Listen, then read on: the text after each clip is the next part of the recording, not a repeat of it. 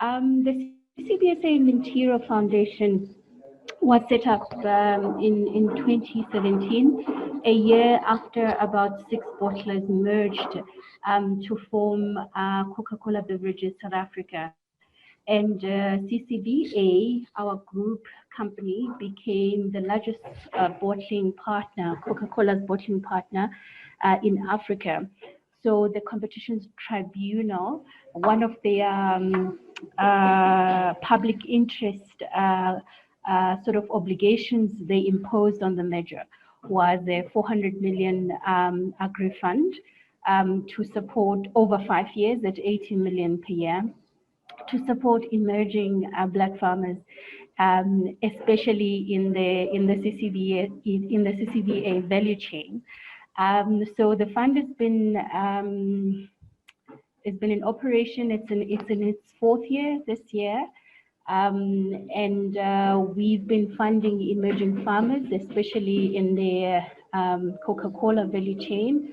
We have a portfolio that is unfortunately very largely skewed towards sugarcane, primary sugarcane farmers in KZN, one of the provinces in South Africa, because the merger came about, I think, a year or two after a really massive drought had impacted a lot of sugarcane farmers.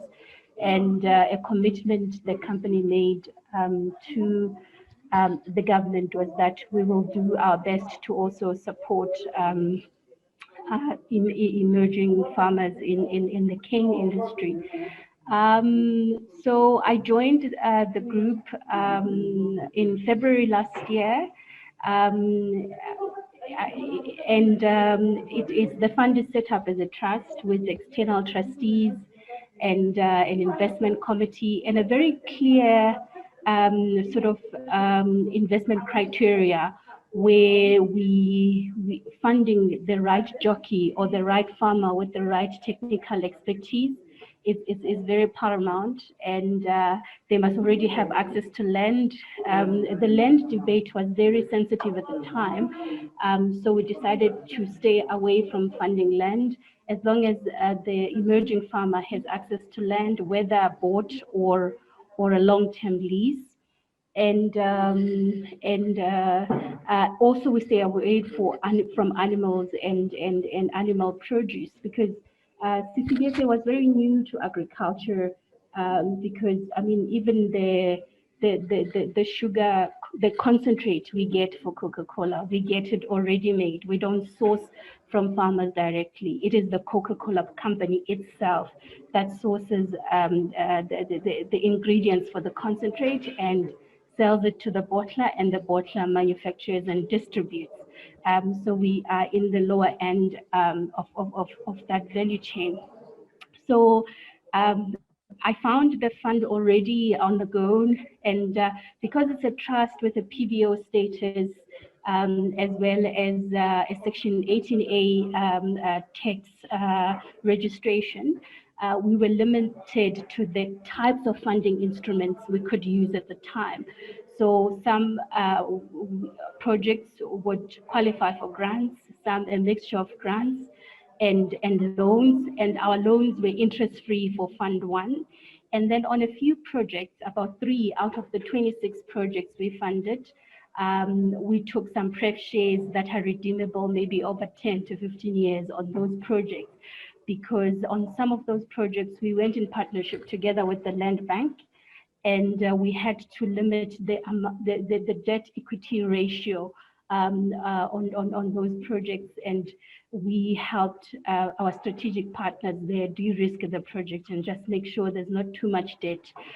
So our capital could be described as it had very, very patient, because even on the loans, on the projects we funded, for example, we have an apple orchard in Mpumalanga, New Carolina, with a 4 to 5 year payment holiday before they start paying back the loan because of how long it takes to fund apples.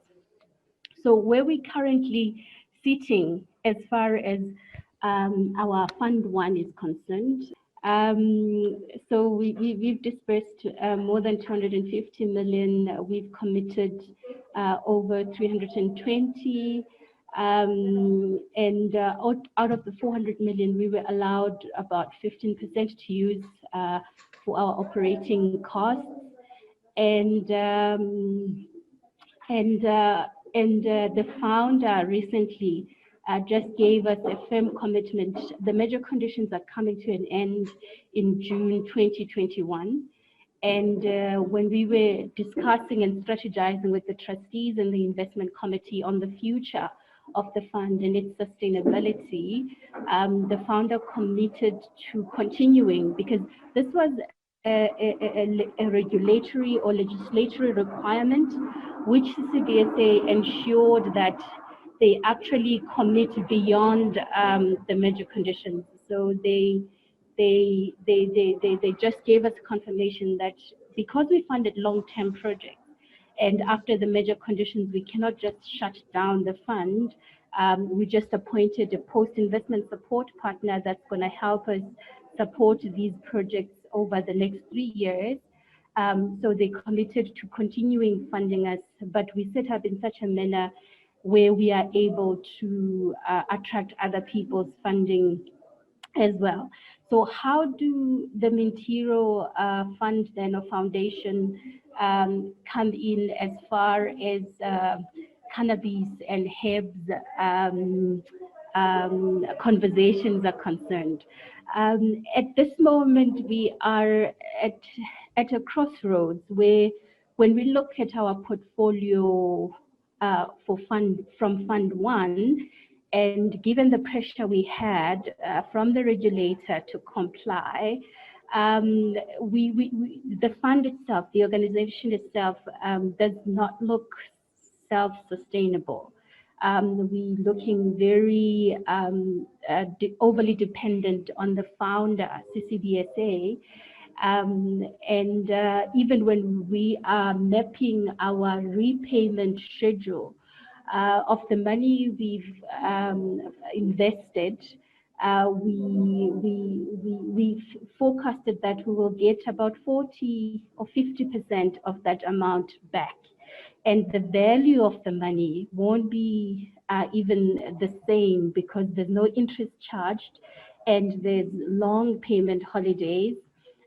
So we cannot actually rely on the money we invested in Fund 1 to keep the fund sustainable. So we are strategizing and trying to focus on a new approach for Fund 2. Yes, the founder is committing, but we worked very hard in sort of building our internal systems, strengthening our governance, building our track record from the portfolio we managing to be able to attract other strategic partners and core funders, either for new projects or to help us de-risk really good projects that we've already funded alone. And also find ways to align a little bit closer to the CCBA value chain, because there are explorations internally towards more healthier cool drinks or juices with your oranges and ginger and everything. But there's also plans and explorations towards CBD infused water. And we are already sitting on a number of proposals around cannabis or hemp or CBD oils. Hence, I was keen to be part of these conversations as well.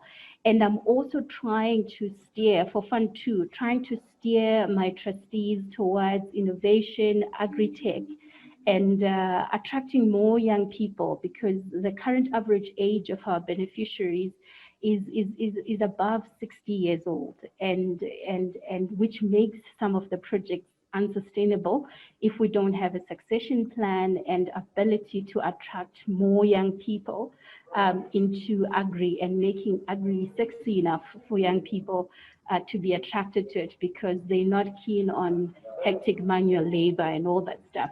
So it's been a very hectic journey with a lot of learning, a lot of learning in hindsight, very expensive lessons. But we are at that crossroads where we're saying Fund 1 should look different from Fund 2 should look very different from Fund 1. And and going forward, we have to find a strong balance between impact and returns, because our Fund 1 was very impact heavy with less returns for the foundation.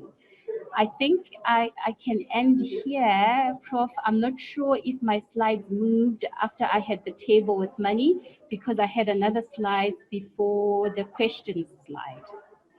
Yes, the slides They moved. did move. Yes. Okay, So wonderful. yeah, you can unshare, and then maybe let's take Okay. questions and comments. All right. Thank you very much, Prof. Yeah, but thank you very much for your time. So what I think what you were saying is how much money were you sitting with over how long, and how just give us those figures again. Okay, it was a 400 million fund over 5 years. And of the 400, 15%, which is around 60 million, was for the fund's operating costs. So we had about 340 to disperse Yeah, and then you had or to invest. 190. Yeah, so you had 190 beneficiaries, is it? 26 beneficiaries. Oh, just 26. Okay, so Just 26. oh, okay. The direct beneficiaries, not the jobs created by the beneficiaries, but the direct businesses we invested in are around 26. Okay, so how many jobs do you estimate were created? At the last count, we were sitting at around 1,145, but we hadn't verified them externally, and we felt they were really, really underplayed because we didn't calculate the spike caused by seasonality, like during harvesting and all Yeah. that. We didn't calculate that. Yeah, Okay. Yeah. yeah, Well, yeah. what was the spread across the country? Okay, we had a lot of projects in KZN, quite a number of, because of the sugarcane project. And then we had about 4 in Gauteng. We had 1 in Mpumalanga. We had about 2 in Limpopo, 1 in Northwest, and 1 in the Western Cape. The only 2 provinces that didn't benefit, oh, we had 2 in the Eastern Cape as well. We don't have at the moment projects in Northern Cape as well as Free State, which we will try and prioritize for Fund 2. Okay. And how were you marketing the fund? For people to know about it.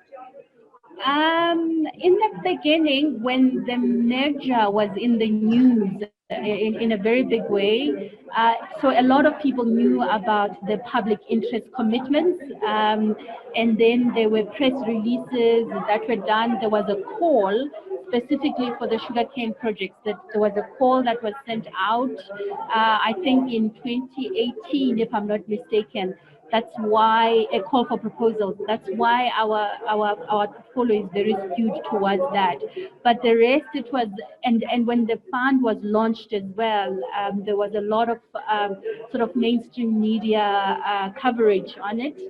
But after that, word of mouth spread very, very quickly, actually, because by the time we closed applications in May last year, we were sitting at, after we did the initial DD, we were sitting at potential projects to fund actually worth almost $1 billion. Wow. Okay. Yeah. All right. Well, that's interesting. Yeah. Nina, would you like to unmute and ask your question? Nina? I see the question is written, must one already be farming, or is the land title deed or lease agreement with a business plan enough? CCBSA was new to agri and farmers. We didn't know much. We brought 2 agri specialists into the team to be part of the team, and then we had a financial agri transactor, the executive manager. So we are a very small team, and we relied a lot on consultants for due diligence. So for those reasons, for Fund 1, we tried to steer away from startups. We really, really did. We have very, very few, only one or two projects actually that were startups. And I think the reason why they were successful is because one was they had experience from elsewhere and they came with a very innovative idea of turning, that invasive plant hyacinth into organic fertilizer. So that was a very attractive project. And one, the young lady was processing cold pressed juices and veggies into juices. So the rest of our farmers are actually very seasoned farmers, with an average of 10 years experience. Especially the high end, high value crops guys, the citrus guys, the apples guys, and the sugarcane guys. It's really, really experienced farmers who've been farming for at least 10 years. So because we were still learning, we really steered away from startups. And if we would ever open up to startups, my gut feel is that we would steer more towards those that are in agri-tech and innovation. I would never advise my board because, I mean, we are very small fund. There are bigger agri funds out there. We are very small fund and we are new. We are barely 4 years old. So I would really, if we going for a startup, it would be an agri-tech or innovation related startup or agro-processing, but not at primary agriculture level. With primary agriculture, because of the challenges that are there, I would prefer a seasoned farmer. Yeah. I can't hear you, Prof. I'm saying that just reinforces the picture that I painted of venture capital funds and their preferences, right? Because because the preferences towards that sort of value adding side of the chain, so manufacturing, agro. But Prof, if you would look, I wish I would have shared a bit of summary and history about our beneficiaries. We really, really went for people, as much as they experienced and they've been farming for a long time, but we went for people that would not have ordinarily gotten funding from your mainstream institutions. When we looked at the jockey and their passion and their technical expertise, then we backed them, even at some projects that looked a little bit risky. But because we knew we're coming with post-investment support and we are a long-term kind of partnership fund, a very hands-on, I mean, every project has a relationship manager that checks on the beneficiaries on a weekly basis.